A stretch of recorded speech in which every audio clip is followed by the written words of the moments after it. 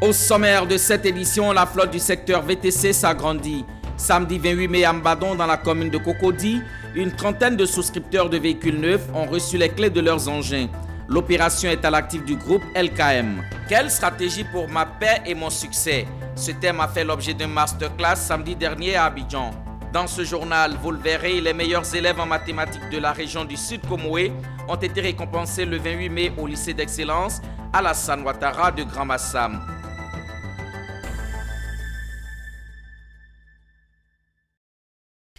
Bienvenue à toutes et à tous, il est l'heure pour le journal et sur l'antenne de Business 24 Africa, nous faisons place à l'actualité.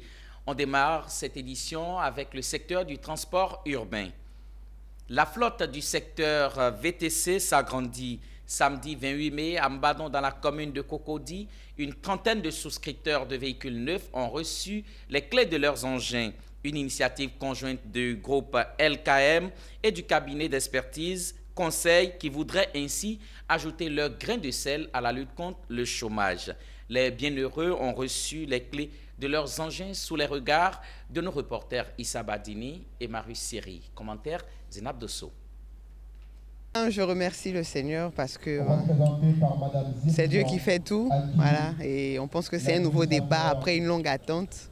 Mme Raïsila, épouse Viala, peut bien remercier le Seigneur. Et juste titre, une voiture neuve faisant d'elle désormais propriétaire et transporteur VTC.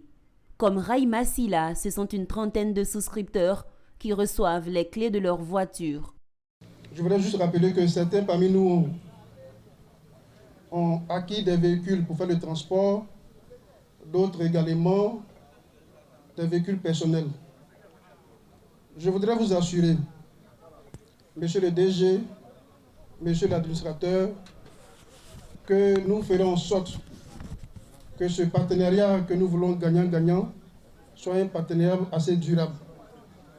Nous prenons l'engagement de respecter les clauses de ce partenariat. Pour en arriver à cette joie de cette trentaine de personnes, il a fallu l'effort conjugué de deux structures, le cabinet Sismari et NKL Compagnie.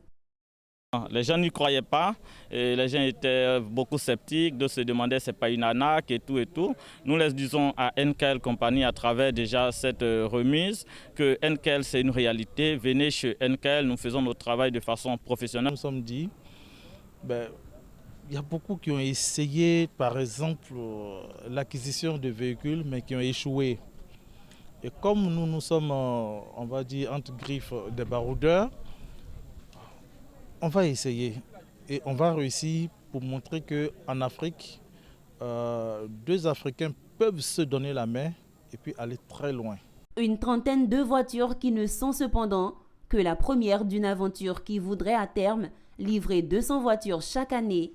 En contrepartie, le souscripteur doit verser un apport initial de 30% du coût global du véhicule et s'engager à payer le reste en 3 ans.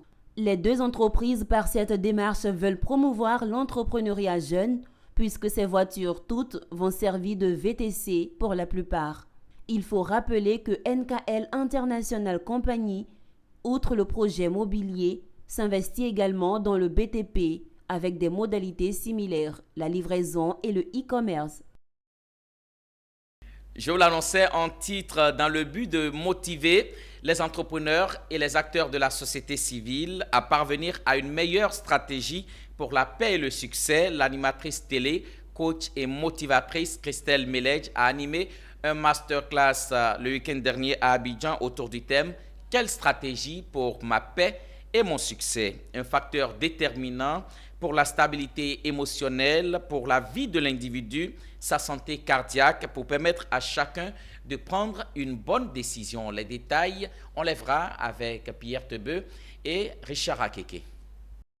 La conférencière d'entrée a indiqué que la stratégie ou plan d'action est un facteur déterminant pour la stabilité émotionnelle dans la vie d'individu ou pour sa santé cardiaque. Pour elle, l'équilibre entre bien-être physique et mental repose sur plusieurs piliers que sont la relaxation, la détente, la façon de traverser les difficultés de la vie avec calme et énergie ou la capacité de chacun d'être optimiste. C'est pourquoi elle a exhorté les participants à ce masterclass à rester stoïque face aux difficultés de la vie. Tout succès a besoin d'une paix intérieure qui passe nécessairement par une stratégie bien définie. On a montré 4 groupes de personnes qu'il faut absolument avoir autour de vous. S'ils n'existent pas, vous êtes en danger, il faut vous revoir. C'est-à-dire, si personne ne peut dire « je vais vous aider », vous êtes en danger. Il faut revoir votre caractère, il faut revoir votre comportement, il faut revoir votre vie. Sinon, vous allez disparaître de la terre et laisser derrière vous des hommes et des femmes qui vont répliquer les mêmes bêtises et les mêmes erreurs que vous avez eu à faire. La plupart des difficultés rencontrées proviennent des choix hâtifs dans les domaines d'activité dans lesquels certains s'investissent. Ce masterclass que Mme Christelle Mélagué et son équipe a organisé nous permettra d'ouvrir un peu l'esprit et de comprendre beaucoup de choses. Il ne faut pas toujours compter sur les autres, il faut compter sur soi. Et à partir de chacun, on peut arriver à la réussite. Et le succès a beaucoup de principes. Contrairement à ce qu'on pensait, ce n'est pas aussi banal que ça, mais il y a encore beaucoup de personnes qui ont besoin de ces connaissances, qui ont besoin de ces informations. Et nous aussi, nous devons relayer aussi ces informations pour pouvoir gagner une bonne population. Cependant, le succès n'est pas une fin en soi, mais plutôt un mouvement, une quête perpétuelle dont la fin est déterminée par l'individu lui-même. Chacun doit s'interroger sur son plan d'action de développement personnel, sa mission de vie et ses connexions dans la marche vers le succès. Poursuivons cette édition avec une parenthèse, renforcement de capacité. Comment identifier, définir et mettre en place des indicateurs de performance ou encore comment construire un tableau de bord? C'est autant de questions débattues samedi dernier à Abidjan et ce, à l'occasion d'un meet-up organisé par Cost for Africa Consulting, un partage d'expériences qui a réuni entre autres professionnels du contrôle de gestion, managers et responsables opérationnels. Reportage. Les indicateurs de performance ou comment concevoir un tableau de bord. Et si on en parlait à ce rendez-vous de partage, il y avait autour de la table professionnels de contrôle de gestion, managers, responsables opérationnels, comptables, ressources humaines, logistique ou encore marketing.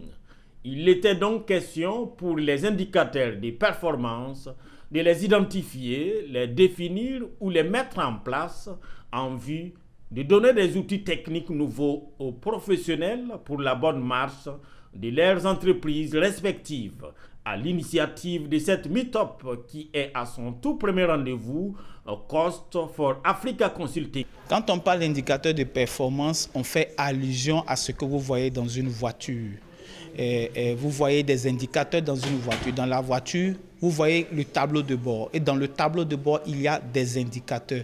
Et ces indicateurs-là, en entreprise, c'est aussi important. Ça permet de pouvoir signaler aux opérationnels à quel niveau d'activité vous êtes. Et ces indicateurs-là vous permettent de prendre des décisions. Près de 3 heures d'échange ponctués de cas pratiques sur les questions d'indicateurs et de tableaux de bord ont suffi pour convaincre plus d'un que le jeu en valait la chandelle. Pour moi, les indicateurs de performance, c'est des choses qu'on utilise au quotidien. On peut dire qu'on l'a pris en cours dans nos exercices. Mais le détail qu'on nous a donné aujourd'hui nous a permis de mieux comprendre qu'est-ce qu'est l'indicateur de performance, à quoi s'entend quand on parle d'indicateur de performance. Ajoutons aussi au tableau de bord qui est un peu notre outil de travail au quotidien. Ce meet-up-là est à encourager et à reproduire parce que ça permet aux pratiquants du métier de contrôle de gestion et aussi même de tout autre métier qui rentre dans le pilotage de la performance de pouvoir encore mieux interagir et avec ses confrères. En présentiel et en visioconférence, ce sont des participants venant de plus de 10 pays qui ont pris part à cette première rencontre des meet-up de Cost for Africa Consulting. Un rendez-vous est pris pour le mois prochain. Pour tenter de répondre à la problématique du chômage en Côte d'Ivoire, l'établissement d'enseignement supérieur Concordette a initié une formation sur l'insertion professionnelle à l'endroit de ses apprenants. Une session animée par André Couillot, consultant international sur les questions d'employabilité, qui a outillé les étudiants sur les moyens les plus efficaces pour percer le tissu socio-professionnel. On retrouve Walter Kofi et Tima Traoré. Comment s'insérer dans le milieu professionnel? Voici l'intitulé du cours qui a pu réunir toutes les filières de l'établissement d'enseignement supérieur Concordé. La question de l'employabilité, un souci majeur pour l'État, était au centre de l'attention de ces étudiants qui se sont vus renforcés sur les moyens de s'assurer un stage et un emploi après leur formation. De la rédaction du CV à la lettre de motivation, la maîtrise de la recherche de stage, les codes vestimentaires, tout le processus pour s'assurer un emploi a été passé en revue en une dizaine de modules. Une formation assurée par André Couillot, expert en insertion professionnelle, qui en plus des techniques traditionnelles coachait les apprenants sur les nouvelles méthodes afin de se montrer plus compétitifs sur le marché de l'emploi. Si c'est les étudiants qui commencent à agrandir le lot des chômeurs, ce n'est pas la formation. Donc aujourd'hui, la nouvelle tendance qui va dans les mœurs, c'est les programmes d'insertion professionnelle. Ça passe par la maîtrise de son projet professionnel. Ça passe par la maîtrise des outils de rédaction des outils de recherche d'emploi, les CV. Ça passe par la maîtrise de l'entretien d'embauche. Ça passe par la question de la prestation salariale. Il faut que les étudiants maîtrisent tout ça, mais ça passe aussi par le savoir. Parce que la plupart des écoles donnent le savoir. Ce qui manque à nos étudiants ou aux demandes d'emploi, c'est le savoir-faire. Cette formation qui a fait office de cours supplémentaires est une idée de Aïssata Sunkoro, directrice générale du groupe Concordé, qui entend continuer de renforcer les capacités de ses apprenants sur les moyens de percer le tissu socio-professionnel. Il y a le problème du chômage, qui est un problème récurrent. Depuis toujours, on en parle avec les différentes politiques, différentes stratégies, mais ça n'avance pas. Et nous, en tant que formateurs ou éducateurs, on s'est dit, est-ce qu'on n'a pas notre part à jouer? Quel est ce problème de chômage et qu'est-ce qu'il faut faire pour l'éradiquer? Donc, on a fait le constat qu'il y a un problème au niveau de la professionnalisation de l'enseignement, déjà de 1, et au niveau de l'insertion des jeunes. Voilà, donc on s'est dit, si on arrive à professionnaliser l'enseignement et à donner des atouts à nos enfants pour leur permettre une insertion facile, on va aller vers, on va dire, la fin de ce fléau qui est le chômage. Situé dans la commune de Bingerville, le groupe Concordé est une école d'enseignement supérieur qui propose une formation dans les filières industrielles et tertiaires. L'établissement, dans sa formation, met l'accent sur le digital et s'est donné pour vision d'offrir un enseignement pratique et créatif.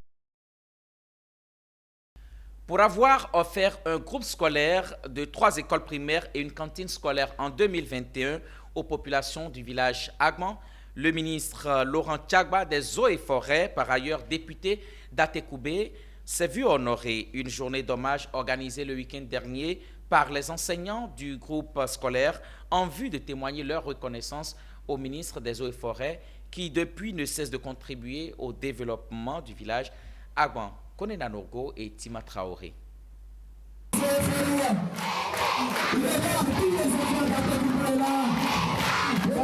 Ils se sont tous mobilisés ce jour pour accueillir leur bienfaiteur. Laurent Tchagba, ministre des Eaux et Forêts, par ailleurs député de la commune d'Atekoubé, grâce à qui le village Abidjan-Agban bénéficie depuis 2021 d'un groupe scolaire de 3 écoles primaires et d'une cantine scolaire d'un coût global de 700 millions de francs CFA. Cette célébration de la part des enseignants vient témoigner leur reconnaissance aux donateurs. Nous sommes dans de bonnes conditions, nous travaillons bien, nous sommes heureux et vraiment nous lui disons merci. C'est pour cela que nous avons organisé cette fête.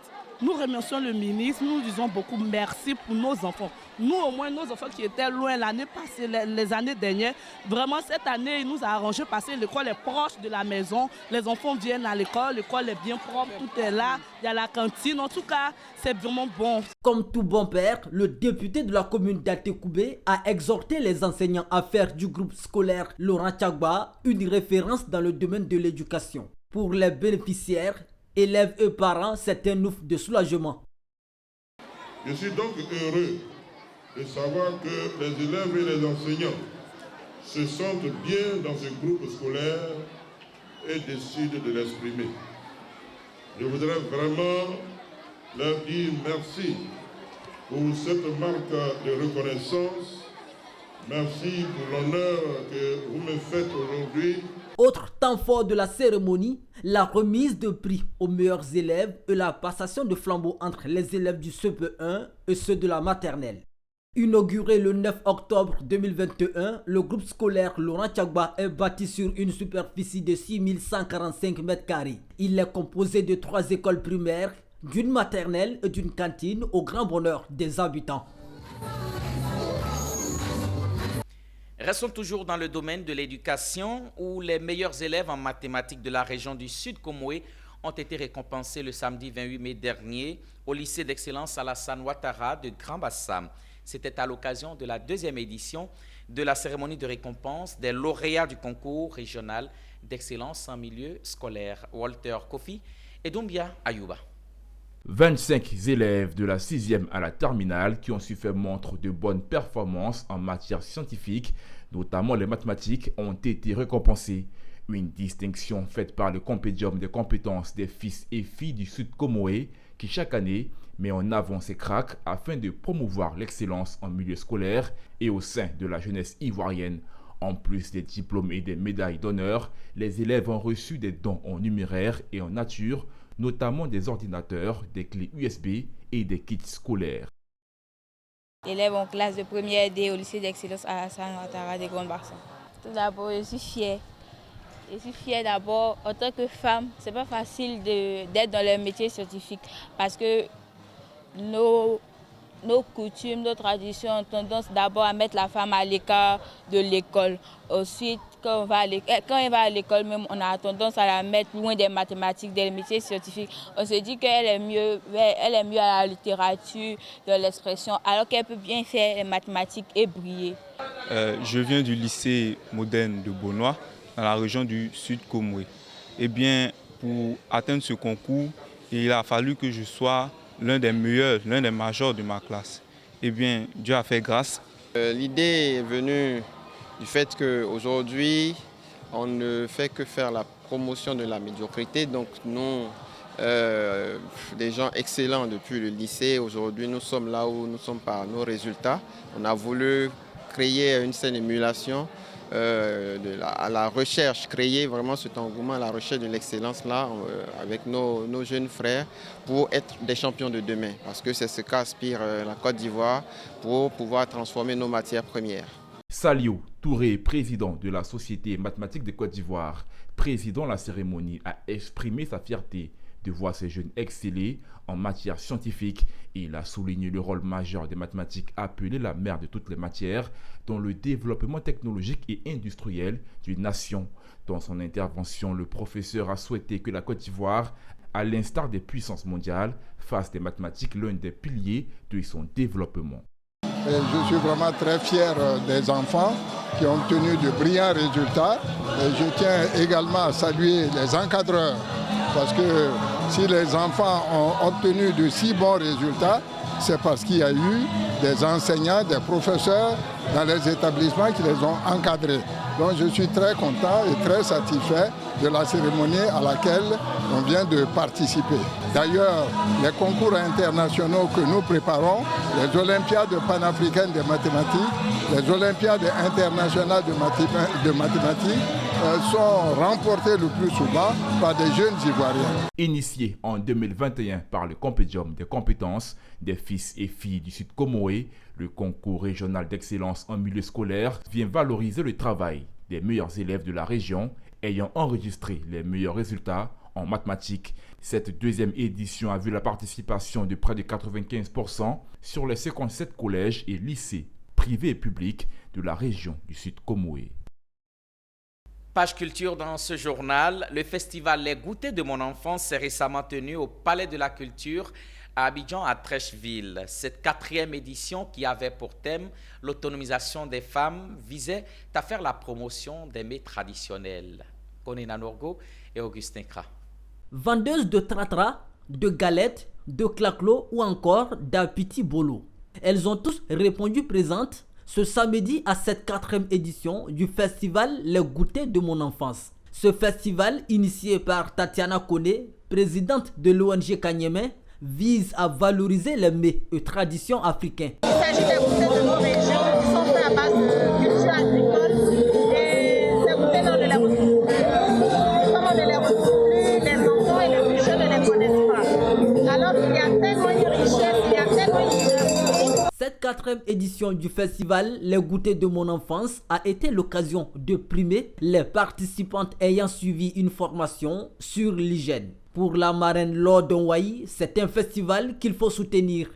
J'ai été agréablement surpris déjà d'être sollicitée pour être la marraine, mais surtout là, on vient d'assister à un festival qui nous fait découvrir tous les goûters d'antan, les goûters de notre enfance, des différentes régions, des différentes ethnies.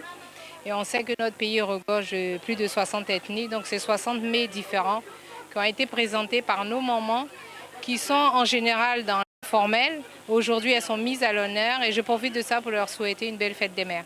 Mon accompagnement, c'est de faire découvrir aussi, puisque à travers moi, c'est la région d'Anawa qui a été découverte, mais surtout ma commune. Donc les femmes de Mayo m'ont accompagnée pour venir voir ce qui se fait aussi à Abidjan et de pouvoir au fait le refaire aussi dans l'Anawa. La cérémonie a pris fin par une visite des stands. Cette 4e édition du festival Les Goûters de mon enfance s'est tenue en présence d'Oma Diop, chef du bureau de l'UNESCO en Côte d'Ivoire et de plusieurs personnalités.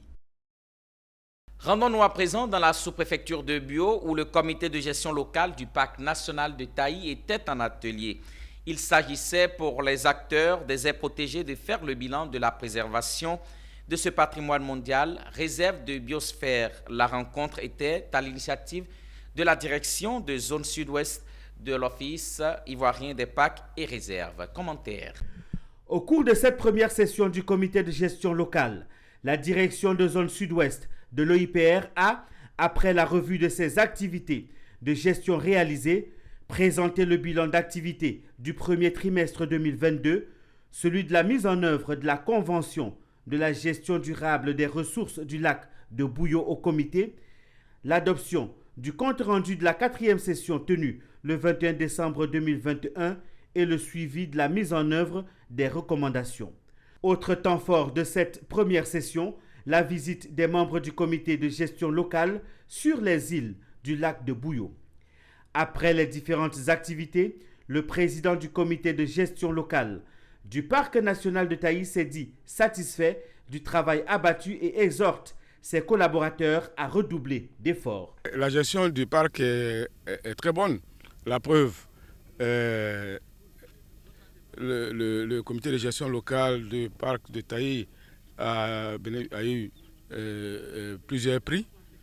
C'est la marque de la bonne gestion faite par les agents de la zone sud-ouest du parc de l'OIPR qui est en charge la gestion du parc. Le comité de gestion locale, je le rappelais, a pour rôle d'accompagner les agents de l'OIPR pour une gestion efficiente du parc national de Taï.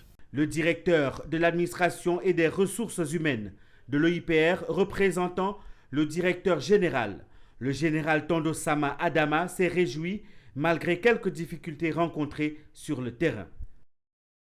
À l'endroit de l'OIPR, nos agents sont à féliciter. Ils sont beaucoup à féliciter parce que, pour ceux qui ne le savent pas, ce parc fait plus de 536 000 hectares. Le parc national de Taï, y compris la réserve de faune du zoo, les deux entités font plus de 35-36 000 hectares, au sein duquel il n'y a aucune piste. Tout le travail s'est fait à pied. Tout le travail s'est fait à pied. Et quand vous regardez les efforts des patrouilles, les efforts qui sont faits, on note qu'il y a une bonne couverture du parc. C'est vrai qu'on observe encore quelques velléités, quelques activités d'agression, notamment le braconnage qui commence à prendre le dessus, l'orpaillage, mais on voit que face à la menace, beaucoup d'efforts sont faits pour contrer ces menaces-là et donner et préserver l'intégrité de ce parc, préserver toute la biodiversité qui fait la fierté de ce parc pour la Côte d'Ivoire. Il faut rappeler que le comité de gestion locale du parc national de Taï est un important cadre d'échange des parties prenantes à la conservation de ce parc composé des autorités administratives et collectivités territoriales. Le parc national de Taï, patrimoine mondial de l'UNESCO depuis 1982, couvre les régions du Cavali, de la Nawa et de San Pedro.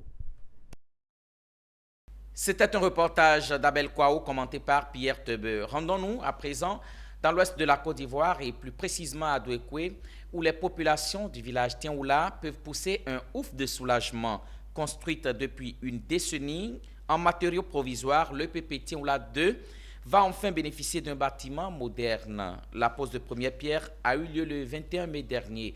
Le reportage de notre correspondant régional, Théodore Kanga.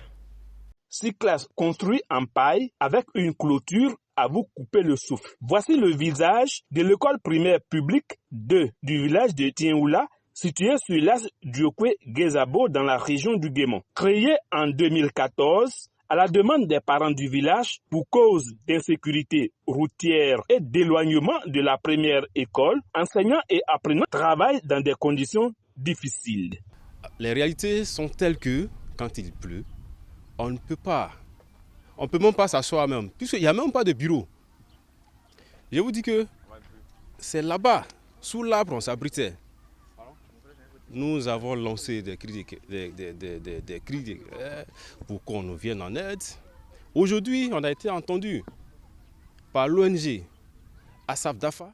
L'ONG Asaf Dafa, vu les conditions dans lesquelles travaillent les enseignants de cette école publique, a décidé de venir au secours des écoliers. L'organisation non gouvernementale a officiellement posé le week-end dernier la première pierre d'un bâtiment de 3 classes plus bureau de directeur. En juillet dernier, nous avons fait des distributions de kits scolaires pour les enfants pour qu'ils puissent aller à l'école. Et à la suite de cette distribution, nous avons demandé voir l'école où vont les enfants. C'est ainsi que nous avons vu des hangars et des endroits, des bancs, la poussière un peu partout. Et vraiment, ça a été un choc pour moi et toute l'équipe qui étions sur place ce jour-là. Donc ça nous a vraiment touchés et nous avons pensé vouloir aider la population et ses enfants. À l'endroit des parents d'élèves, tout d'abord, je les exhorte à véritablement établir les extraits des enfants, déclarer les enfants à la sous-préfecture. Je suis très ému, je suis très content. Je n'ai pas les mots et les mots me manquent. Vraiment, je lui souhaite beaucoup de bonheur. C'est le lieu d'inviter le conseil régional du Guémon à emboîter le pas à cette organisation non gouvernementale. Les populations du village, lors de la pose de la première pierre, ont traduit leur joie à travers des pas de danse. Direction Yamoussoukro, capitale politique de Côte d'Ivoire, où les ingénieurs des travaux publics ont pris rendez-vous le samedi 7 mai 2022 sur le chantier de l'autoroute Yamoussoukro-Bouaké au titre de la journée du génie civil en vue de s'imprégner de l'état d'avancement des travaux, mais aussi s'approprier des projets majeurs de construction dans le pays. Les ingénieurs des travaux publics de Côte d'Ivoire veulent s'approprier des projets majeurs de construction en Côte d'Ivoire. Pour ce faire, ils ont organisé une journée, dite Journée du génie civil, une initiative pédagogique pour faire connaître la réalité du terrain aux étudiants, de les sensibiliser et aussi de leur montrer les technologies utilisées et défis qui sont levés dans la construction des ouvrages impressionnants. Pour cette première sortie de l'année, c'est le chantier de construction de l'autoroute Yamoussoukro-Bouaké qui a été choisi. Au menu de la visite, des séances de présentation et d'explication suivies d'ateliers mobiles et de questions-réponses. Les ingénieurs du génie civil en Côte d'Ivoire représentent un élément, un facteur déterminant dans les projets de construction. Et donc pour nous, il était important de prendre toute notre place. C'est à cette initiative-là que nous avons décidé d'organiser cette plateforme qui est le rendez-vous du génie civil. Était également présent à cette visite le directeur général de l'Institut national polytechnique Houphouët-Boigny, INPHB, le BNET, les entreprises d'exécution et la délégation des visiteurs composée d'ingénieurs et étudiants ingénieurs.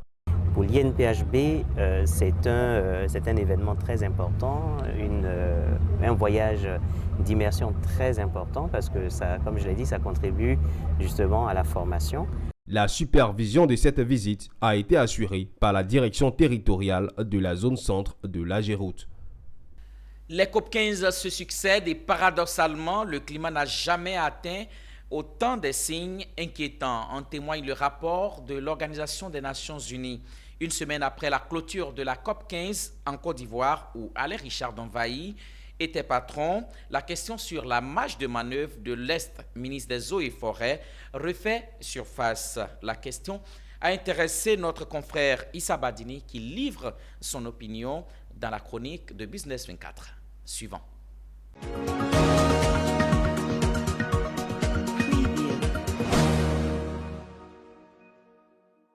La présidence de la Convention des Nations Unies sur la lutte contre la désertification et la sécheresse confiée à la Côte d'Ivoire et à son monsieur écologie, Alain Richard Donvaï. Une semaine après la clôture de la COP15 sur les rives de la lagune Ébrié, l'on est toujours en droit de s'interroger sur l'opportunité de la casquette soulevée par le président du conseil régional de la Nawa. Un cadeau empoisonné, genre tiens, mais on sait que tu n'arriveras à rien, ou une arme pour se faire abattre, du genre vous avez détruit 90% de votre forêt, reconstruisez-la pour le monde en appliquant en premier les recommandations de l'accord de Paris.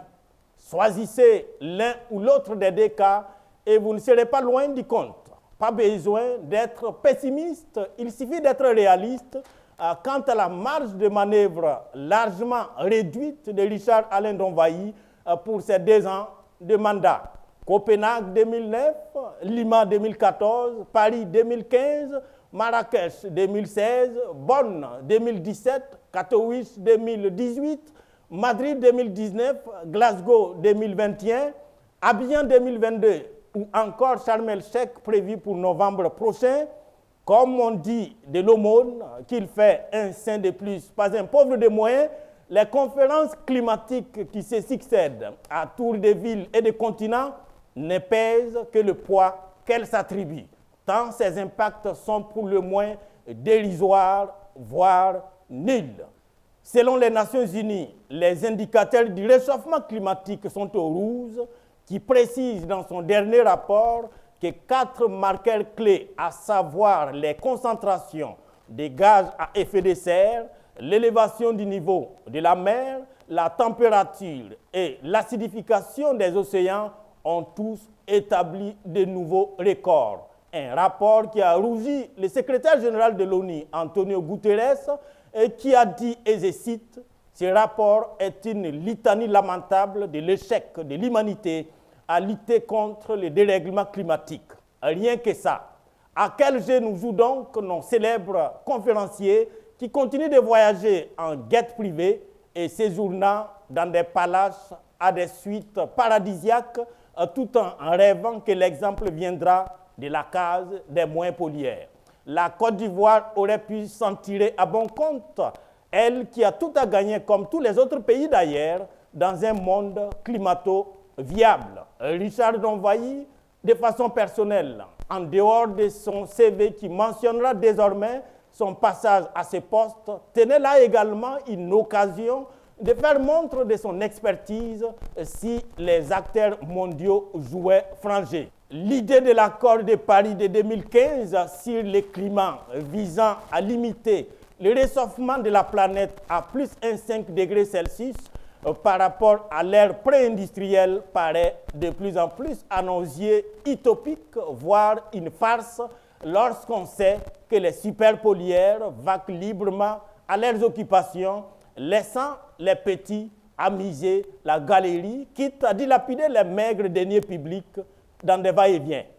Si ce n'est pas la Chine qui veut coûte que coûte sa part de lune, ce sont les Américains qui ont pu atterrir sur Damelin, mais incapables de stopper des tueurs d'enfants, préférant des amendements à la postérité, ou encore la Russie de Poutine, qui brûle l'Ukraine pour allumer son cigare. 3 pays presque absents des débats et pourtant qui injectent dans notre atmosphère environ 16 milliards de CO2, soit la moitié de la production mondiale.